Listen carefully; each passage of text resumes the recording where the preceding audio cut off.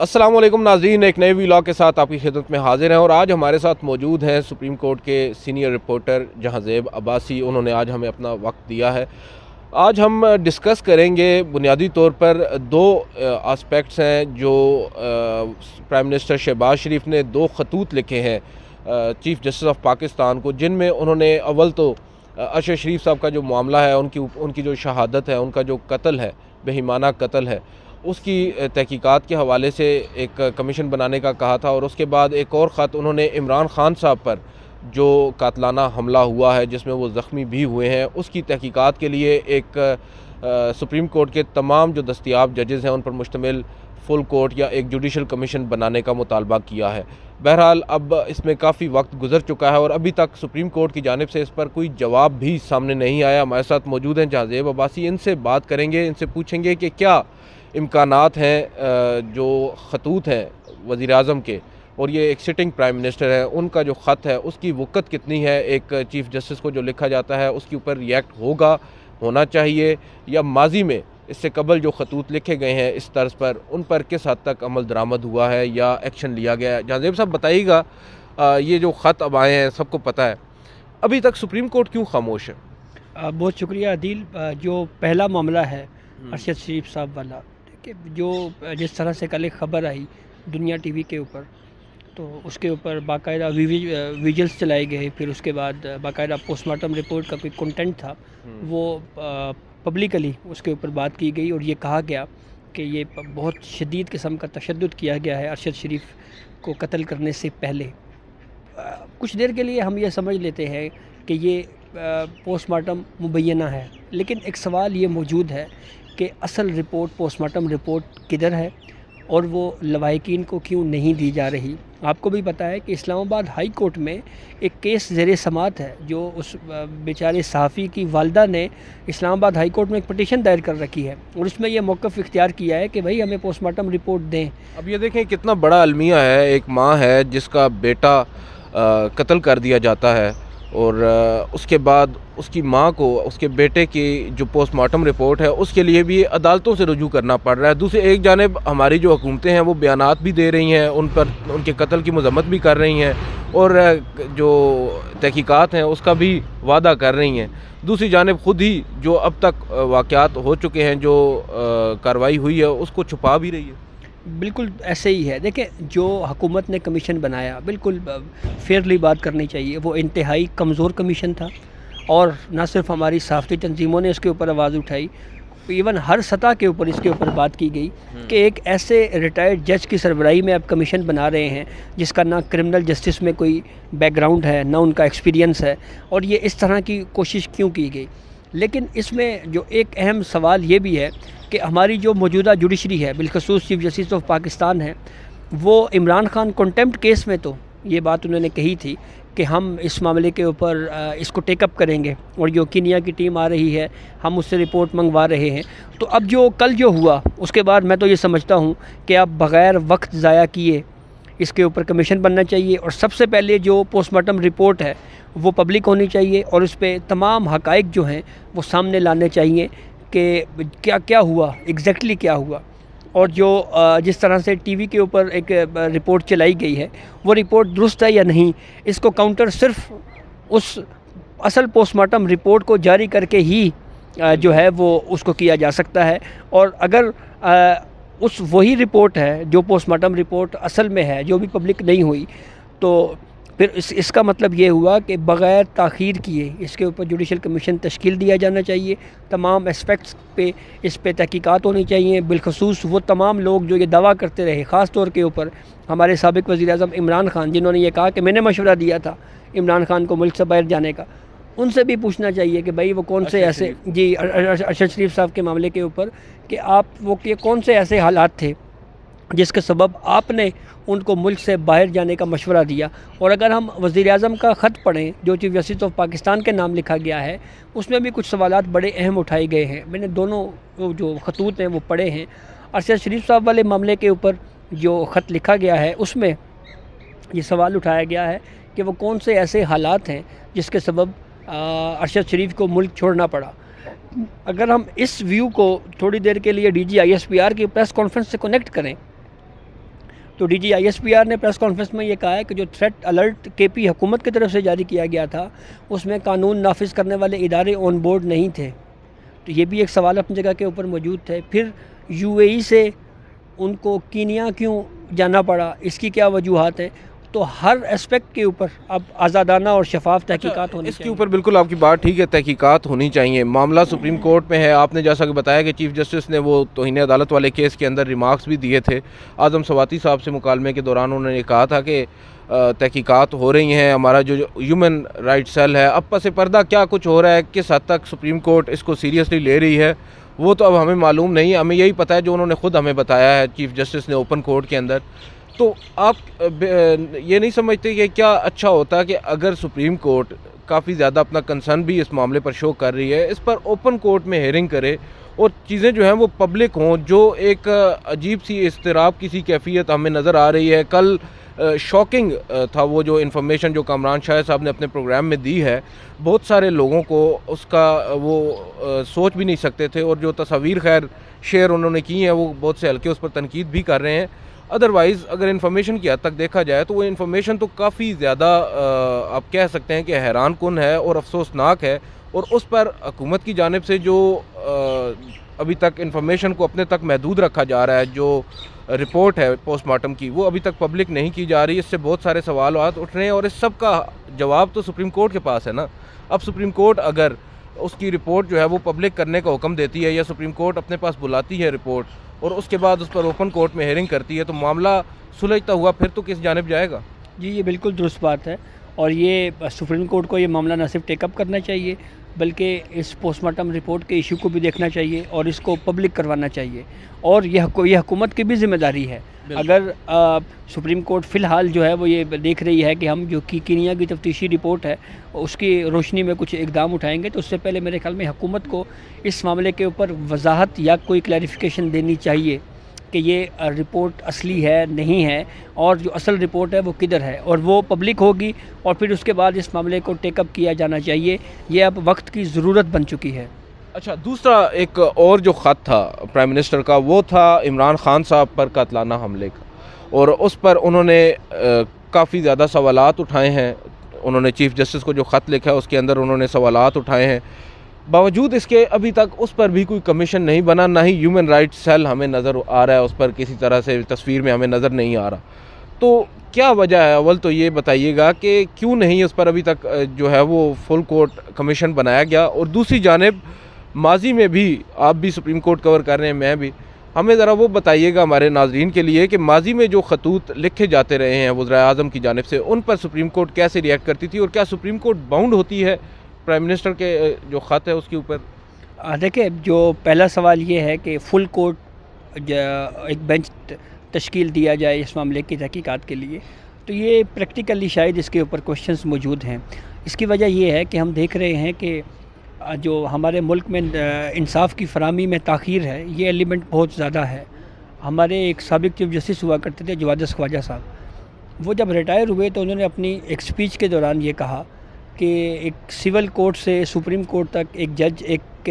Case اس کا فیصلہ ہونے میں 25 سے 35 سال لگ جاتے ہیں. یعنی ایک پوری نسل جو ہے اس کو ایک عدالتی جنگ کا سامنا کرنا پڑ سکتا ہے. تو ایسی صورتحال میں جب ہمارے پاس کیسز کا بیک لاگ ہے, سول کیسز کی مثالیں ہمارے سامنے موجود ہیں, 2-3 سال کیسز فکس نہیں ہوتے, شریعت اپیلنٹ بینچ ابھی تک تشکیل نہیں ہوا, شاید 2-3 سال ہو چکے ہیں اس معاملے پہ بھی.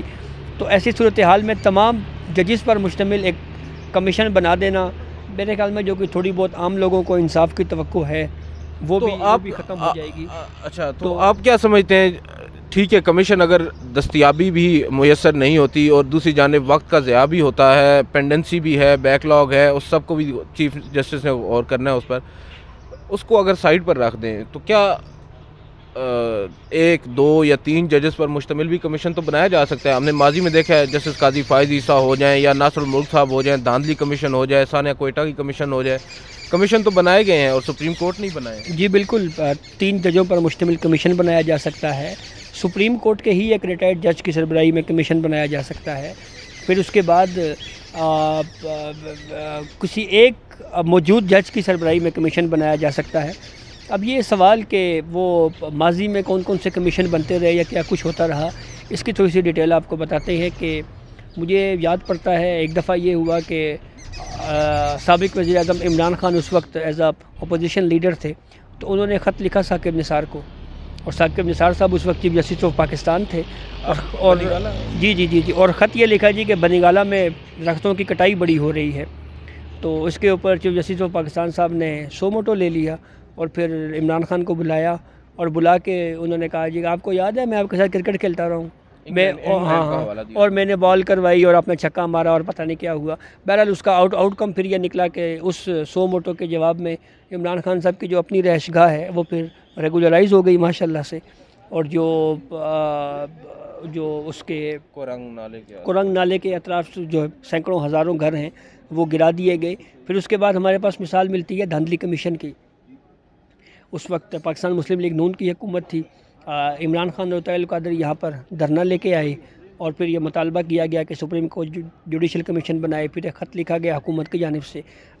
اس وقت کے چیف جسٹس ناصر الملک کی سربراہی میں 3 رکنی جوڈیشل کمیشن بنا، پھر اس نے تمام فیکٹس کو سامنے رکھا، پھر اس کے بعد اس کی رپورٹ بھی پبلک ہوئی۔ تو مثالیں تو موجود ہیں، لیکن کمیشن اس طرح سے نہیں ہونا چاہیے جیسے ماضی میں حمود الرحمان کمیشن بنا،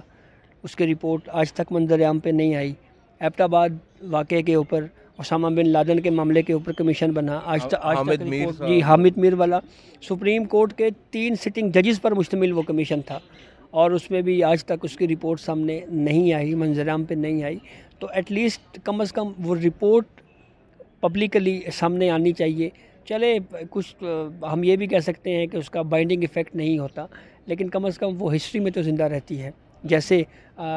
کوئٹہ میں جو کوئٹہ کچہری میں بلاسٹ ہوا تھا، اس معاملے پہ اوپر جسٹس قاضی فائز عیسیٰ کی سربراہی میں کمیشن بنا، اور نہ صرف وہ کمیشن نے اپنی تمام پروسیڈنگ کنکلوڈ کی بلکہ اس کی رپورٹ بھی پبلک کو یاد پڑتا ہے وہ گورنمنٹ نے کہا تھا ان کو یا انہوں نے اپنے تئیں بنایا تھا وہ کمیشن سانحہ کوئٹہ والا میرے خیال میں کوئی ججمنٹ آئی تھی اس معاملے کے اوپر اور پھر ایک کمیشن بنایا گیا تھا۔ تو یہ معاملہ یہ ہے کہ یہ کمیشن تو بنایا جانا چاہیے، لیکن اس عمران خان کا جو واقعہ ہے اس کے اوپر کچھ اور فیکٹس بھی موجود ہیں۔ مثال کے طور کے اوپر پاکستان تحریک انصاف کا یہ موقف ہے کہ جی یہ آئی جی پنجاب ایف آئی آر نہیں درج کر رہا، تو بھئی بات یہ ہے صوبہ آپ کا ہے، سی ایم آپ کے ہیں، وزیر اعلیٰ پنجاب آپ کے ہیں، تو آپ بجائے اپنے وزیر اعلیٰ سے پوچھنے کے آپ آئی جی سے کیوں پوچھ رہے ہیں؟ مجھے تو کسی نے یہ بھی بتایا ہے کہ جو سی ایم پنجاب ہے انہوں نے کہیں کہا ہے کہ یہ بوجھ میں نہیں اٹھا سکتا، اور کچھ اس طرح کی بھی چیزیں چل رہی ہیں کہ وزیر اعلیٰ پنجاب نے یہ بھی کہا ہے عمران خان کو کہ ہم آپ کی خواہش کے اوپر جو ایف آئی آر ہے وہ نہیں کاٹ سکتے۔ Delay of F I R کے اوپر ہم نے سپریم کورٹ میں سینکڑوں ایسے ملزمان کو بری ہوتے دیکھا ہے جی کہ جس میں 1 دن کا ڈیلے تھا ایف آئی آر میں، یہاں پہ تو 3 دن کا 4 دن کے بعد ایف آئی آر درج ہوئی۔ لیکن یہ بھی تو ایک بہت بڑا المیہ ہے نا۔ اب اعتزاز احسن صاحب آپ ان سے لاکھ اختلاف کریں، ایک بہت بڑے وکیل ہیں، قانون دان ہیں، اس کے علاوہ کل سپریم کورٹ بار ایسوسی ایشن کا بھی ایک آیا ہے اعلامیہ، جو متاثرہ فریق ہے اس کا اتنا تو حق ہے نا کہ وہ اپنی مرضی سے لوگوں کو نامزد کر سکے۔ یہ بھی تو ایک سوال ہے، باوجود اس کے کہ وہ شخص جو ہے وہ پرائم منسٹر رہا ہے اس ملک کا۔ یہ ہمارے لیے ایک بہت بڑا المیہ نہیں ہے اس ملک میں، اور ایک ہم لوگوں کا جو اعتراض ہے وہ ایک 18ویں 19ویں گریڈ کے ایک افسر پر اعتراض ہے، ان کا نام نامزد کرنے پر، جبکہ جو پرائم منسٹر ہے پاکستان کا، یہ انٹیریئر منسٹر ہے، اس کے اوپر ہمیں کوئی اعتراض نہیں ہے، نہ ہماری حکومت کو نہ ہماری اداروں کو، صرف ایک جو محکمے کا ایک افسر ہے اس کے نام پر اعتراض ہے۔ تو یہ بھی تو ایک المیہ ہے، اس کو بھی تو ہمیں ایڈریس کرنا ہوگا۔ اب سپریم کورٹ کو اس چیز کو بھی تو دیکھنا چاہیے۔ سپریم کورٹ نے یہ تو کہہ دیا ہے کہ 24 گھنٹوں کے اندر، اب دیکھیں نا یہاں پہ بھی ڈوبیس قسم کا ہمیں نظر آ رہا ہے کردار۔ سپریم کورٹ ایک جانب جو سماعت میں اپنا وہ کنڈکٹ شو کرتی ہے، وہ اپنا آپ کہہ سکتے ہیں کنسرن شو کرتی ہے، اور کافی زیادہ سرزنش بھی کرتی ہے، آئی جی کو کہتی ہے کہ 24 گھنٹوں میں رپورٹ جمع کریں۔ چیف جسٹس صاحب یہ کہتے ہیں ہمیں جو ایف آئی آر سے متعلق جو رپورٹ ہے وہ سپریم کورٹ میں جمع بھی کروائی جائے۔ اس کے بعد جو ایف آئی آر کاٹی جاتی ہے پولیس کی مدعیت میں، اس کے بعد سپریم کورٹ اس پر کوئی مزید سماعت بھی نہیں کرتی، اور اگلے روز جب رپورٹ کی کاپی سپریم کورٹ میں جمع ہو جاتی ہے اس سے 1 دن قبل کا حکم نامہ جاری ہوتا ہے، اور اس حکم نامے میں ایسی کوئی بات ہی نہیں ہوتی جو سماعت کے اندر چیف جسٹس صاحب نے کہی ہوتی ہے۔ تو اس سے ہماری عدالت بھی تو اس معاملے کو کچھ زیادہ ہی کنٹروورشل بنا رہی ہے۔ دیکھیں یہ تو جب یہ ہیئرنگ ہو رہی تھی تو اس وقت بھی ہمارا یہ ویو تھا کہ یہ کنٹمپٹ آف کورٹ کے معاملے کے اوپر یہ معاملہ ٹیک اپ نہیں ہونا چاہیے تھا، اور اس وقت بھی کم از کم میں نے تو یہی رپورٹ کیا کہ یہ زبانی آبزرویشن ہے، اور جب تک اس کو ریٹن آرڈر میں نہیں آتا تو اس کو یہ حکم کی صورت میں ہم نہیں کر سکتے، ہم صرف ریمارکس کی صورت میں ہم اس کو پبلش بھی کر سکتے ہیں، نشر بھی کر سکتے ہیں۔ لیکن اس کے ساتھ ساتھ جہاں پہ آپ کا یہ کہنا کہ جی کہ کسی سرکاری افسر کے اوپر اعتراض ہے، دیکھیں اب کس کا کیا منصوبہ ہے یہ تو ہمیں اس بارے میں علم نہیں ہے، لیکن ایک سوال اپنی جگہ کے اوپر پھر یہ بھی اٹھتا ہے کہ ایک پرائیویٹ ہاسپٹل کا جو لیگل اوپینین ہے کیا اس کی بنیاد کے اوپر ایف آئی آر کٹ سکتی ہے، اور اگر اس کو ایز اے پریسیڈنٹ کچھ دیر کے لیے مان لیا جائے تو پھر سوال یہ اٹھے گا کہ کیا ہر وہ شخص جو کسی بھی پرائیویٹ کلینک یا کسی پرائیویٹ ہاسپٹل سے اگر اللہ نہ کرے اس کے ساتھ کوئی حادثہ پیش آئے تو وہ کیا اس ایم ایل سی کی بنیاد کے اوپر ایف آئی آر کٹوا سکتا ہے؟ بالکل بھی نہیں۔ لیکن پروسیس کی بات کریں تو ہمیں پتہ ہے کہ ایک عام آدمی کا اگر ایف آئی آر نہ درج ہو تو سپریم کورٹ زبانی آبزرویشنیں نہیں دیتی، 22(a) کی درخواست دی جاتی ہے متعلقہ سیشن کورٹ کو، اور یہ کہا جاتا ہے کہ جی یہ میرا یہ معاملہ ہے، اس کے اوپر ایف آئی آر درج کی جائے۔ تو یہ تمام پروسیس تو نہیں اپنایا گیا، اور اب دیکھنا یہ ہے کہ سپریم کورٹ آف پاکستان اس معاملے کے اوپر کیا کرتی ہے، کیونکہ دیکھیں حکومت کا ایک ویو تو اپنی جگہ کے اوپر موجود ہے۔ وہ یہ کہہ رہے ہیں کہ ذمہ داری ہمارے اوپر ڈالی جا رہی ہے، کچھ دیر کے لیے سرکاری افسر کو ہم نکال دیتے ہیں، ذمہ داری پی ایم پہ اور انٹیریئر منسٹر پہ ڈالی جا رہی ہے۔ تو یہ کوشچن ہے کہ حکومت وہاں پہ کس کی ہے، وہاں پہ امن و امان کی صورتحال کو برقرار رکھنے کی ذمہ داری کس کی تھی، سیکیورٹی میئرز لینے کی ذمہ داری کس کی تھی۔ سی سی پی او کا کچھ دن پہلے کا لیٹر پھر دوبارہ رپورٹ ہوا جس میں انہوں نے کچھ تھریٹس کا حوالہ دے کے یہ کہا کہ آپ بلٹ پروف شیشہ یوز کریں، گلاس یوز کریں، پھر اس کے بعد اس طرح کا ایس او پیز بنائی جائیں۔ ایس او پیز کیا یہ تو اکثر اوقات ہوتا ہے جو سیاستدان ہوتے ہیں وہ پبلک کے اندر، میں نے اکثر نواز شریف صاحب کے جلسوں میں بھی دیکھا ہے کہ وہ جان بوجھ کر جلسہ اپنی تقریر سے قبل جو بلٹ پروف گلاس ہے اس کو ہٹاتے ہیں تاکہ پبلک کے ساتھ انٹریکٹ کر سکے اور ان کو ایک جسٹر اچھا شو کر سکے۔ عمران خان نے بھی تو اسی سینس میں کیا ہوگا، جان بوجھ کر کون وہ جو ہے وہ پلان تو نہیں کرتا اپنے اوپر اس طرح کا خدا نخواستہ، لیکن ان دا اینڈ دیکھنا یہ ہے کہ اب سپریم کورٹ اس سارے معاملے کو کیسے، کیونکہ اب جیسا کہ پہلے ہم نے کہا تھا کہ سارا جو معاملہ ہے وہ سپریم کورٹ کے کورٹ میں آ چکا ہے، اور اب ان کو اس معاملے کو once and for all settle کرنا ہوگا، نہ صرف عمران خان صاحب پر قاتلانہ حملے کو بلکہ اس سے قبل جو اشرف شریف صاحب کی شہادت ہوئی ہے اور اس سے متعلق جو اب مزید حقائق سامنے آ رہے ہیں، مزید جو انفارمیشن سامنے آ رہی ہے دل دہلا دینے والی، اس کی بھی تحقیقات ہونی چاہیے، اور سپریم کورٹ سے بہتر اس وقت موزوں ادارہ کوئی نہیں ہے۔ اب دیکھنا یہ ہے کہ چیف جسٹس صاحب اس معاملے پر آگے کیسے لے کر چلتے ہیں، کیا پس پردہ ہی ہیومن رائٹ سیل ہی اس سارے معاملے کو دیکھے گا یا پھر supreme court open court hearing میں اس معاملے کو ٹیک اپ کرے گی۔ آج کی اس ویڈیو سے اتنا ہی، شکریہ جہانزیب صاحب، آپ سے اگلی ویڈیو ملاقات ہوگی، اجازت دیجیے، اللہ حافظ۔